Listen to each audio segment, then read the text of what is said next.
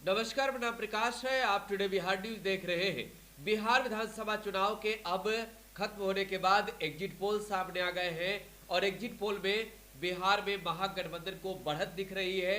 बिहार में तेजस्वी यादव के नेतृत्व वाली सरकार बनती हुई दिख रही है, लेकिन पूरा बिहार अब जानना चाह रहा है कि किस सीट से कौन जीत रहा है, किस पार्टी के नेता जीत रहे हैं। और सिर्फ जानकारी आपको टुडे बिहार न्यूज दे रहा है, सीट बाय सीट आपको जानकारियां हम दे रहे हैं। और अब बारी है सीमांचल के इलाके की। सीमांचल में कौन जीत रहा है?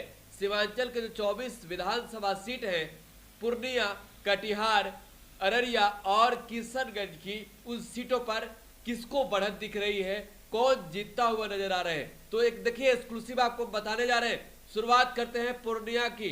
पूर्णिया से सदर विधायक विजय खेमका इस बार जीत रहे हैं, बीजेपी के टिकट से चुनाव लड़ रहे हैं। विजय खेमका इस बार जीत रहे हैं। इंदु सिन्हा यहां पर कांग्रेस की कमजोर पड़ती हुई दिख रही है।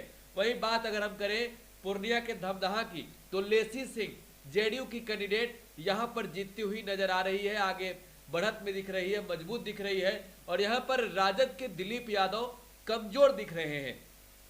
बात अगर हम रुपौली की करेंगे तो बीमा भारती यहां पर चुनाव में मजबूत दिख रही है, इनके पास वोट अच्छे हैं, चुनाव जीतती हुई नजर आ रही है।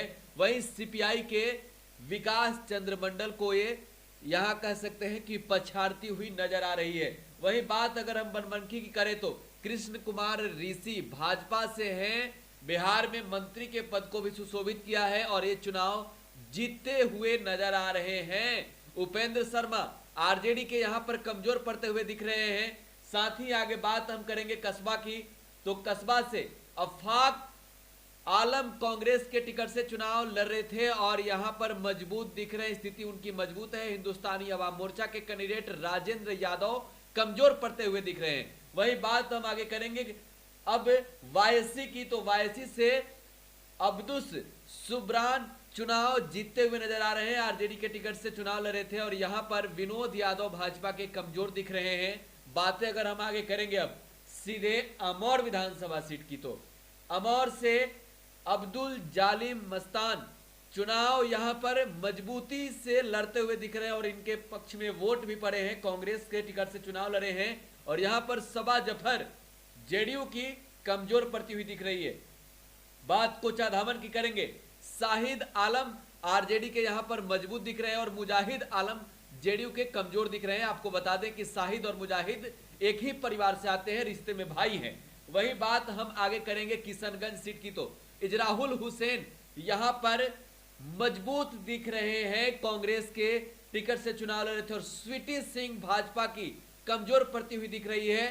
किशनगंज सीट की हम जब बातें कर रहे हैं तो किशनगंज से पिछली बार एआईएमआईएम के कैंडिडेट उपचुनाव में कमरुल होदा चुनाव जीते थे, लेकिन इस बार वहां पर कमरुल होदा मजबूत नहीं दिख रहे हैं, कांग्रेस के कैंडिडेट यहां पर भारी पड़ते हुए दिख रहे हैं। वहीं ठाकुरगंज की बात करेंगे हम, तो ठाकुरगंज से सऊद आलम आरजेडी के हैं और वहां पर मजबूत दिख रहे हैं। नौशाद आलम जो कि जेडीयू के विधायक हैं, वो यहां पर कमजोर दिख रहे हैं। वहीं बहादुरगंज की बात करेंगे, तौसीफ आलम कांग्रेस के यहां पर मजबूत हैं और वहीं मदन सहनी जेडीयू के कमजोर पड़ते हुए दिख रहे हैं। वहीं बात अगर कोढ़ा की जाए तो कोढ़ा से कविता पासवान है जो कि मजबूती से है, भाजपा के टिकट से चुनाव लड़ रही है। पूनम पासवान कांग्रेस की कैंडिडेट है जो कि यहां पर कमजोर पड़ती हुई दिख रही है।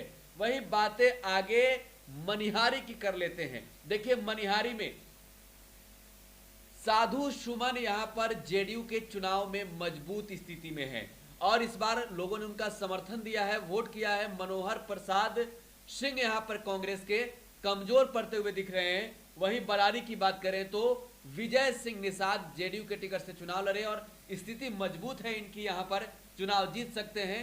नीरज यादव आरजेडी के कमजोर पड़ गए हैं।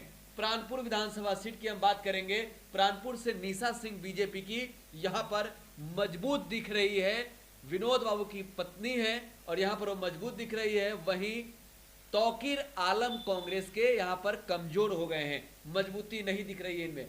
वहीं बहादुरपुर की बात करेंगे तो महबूब आलम सीपीआईएमएल के टिकट से चुनाव लड़े थे और यहां पर काफी मजबूत दिख रहे हैं, जीत भी सकते हैं। यहां पर वरुण झा वीआईपी के टिकट से चुनाव लड़े थे, जिनकी स्थिति यहाँ पर कमजोर है। वहीं बात अगर कदवा की जाए तो शकील अहमद खान कांग्रेस के टिकट से चुनाव लड़े थे, जो कि काफी मजबूती में है।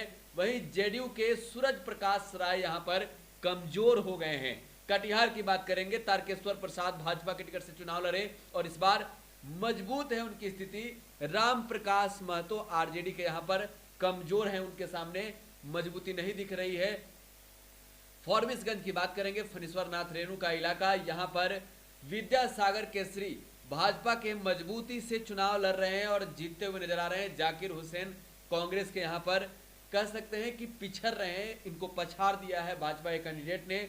नरपतगंज में ओम जयप्रकाश यादव भाजपा के यहाँ पर मजबूत हैं और अनिल कुमार यादव आरजेडी के यहाँ पर कमजोर है। नरपतगंज का जो इलाका है वो यादवों का गढ़ माना जाता है। वहीं रानीगंज की बात करेंगे तो अचमित ऋषिदेव जो कि जेडीयू से चुनाव लड़ रहे हैं, मजबूती से यहाँ पर दिख रहे हैं। अविनाश मंगलम आरजेडी के कैंडिडेट यहाँ पर थोड़ा सा कमजोर हैं, जिन्हें आरजेडी ने टिकट दिया है। शिक्षक भी बताए जा रहे हैं पेशे से।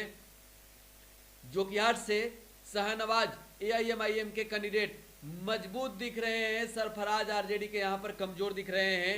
वही बात अररिया की करेंगे तो अब्दुल रहमान कांग्रेस के यहाँ पर मजबूती से चुनाव मैदान में दिख रहे हैं, जीत सकते हैं। वहीं अगर सगुप्ता अजीम जेडीयू के यहाँ पर कमजोर है, यहाँ पर जेडीयू को तोड़ा है यहाँ पर लोजपा ने। और यही सीट की बात करेंगे हम, विजय मंडल भाजपा के यहाँ पर मजबूत है और डॉक्टर शत्रुघ्न प्रसाद राजद के यहाँ पर कमजोर दिख रहे हैं। तो ये 24 विधानसभा सीट है जहां पर इस बार चुनाव हो गए हैं और एग्जिट पोल के अनुसार हम आपको बता रहे हैं कि किसकी कितनी बढ़त है। हालांकि महागठबंधन सीमांचल के इलाके में भी अच्छा खासा प्रदर्शन कर रही है और इस बार बिहार में तेजस्वी की अगर सरकार बनती है तो सीमांचल के इलाके का लोगों का वोट भी अहम होगा उनके लिए। आप टुडे बिहार न्यूज के साथ बने रहें, अगले इलाकों की रिपोर्ट आपको सबसे पहले हम बताएंगे। धन्यवाद।